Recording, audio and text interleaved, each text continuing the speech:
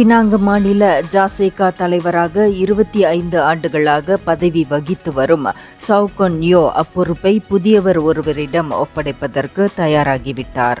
வரும் செப்டம்பர் 22ஆம் தேதி நடைபெறவிருக்கும் பினாங்கு மாநில கட்சி தேர்தலில் இவர் போட்டியிடுவதற்கு அனுமதிக்கும் கட்சி தலைமையகத்தின் கடிதத்தை தாம் பெற்றிருப்பதாக கொம்தாரில் இன்று நடத்திய செய்தியாளர் கூட்டத்தில் அவர் தெரிவித்தார். நீண்ட பரிசீலனைக்கு பின் போட்டியிடுவதில்லை என்று முடிவு செய்துவிட்டதாக கொன் யோ குறிப்பிட்டார்.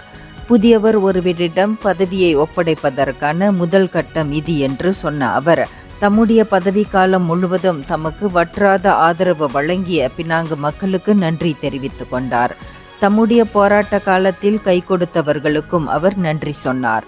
மாநில ஜாசேகா தலைவர் பொறுப்பை ஏற்பதற்கு முன்னர் மாநில கட்சி செயலாளராக 8 ஆண்டுகளும் துணை செயலாளராக 2 ஆண்டுகளும் பதவி வகித்தார். இந்தியர்களின் இதய குரல் மக்களோசை.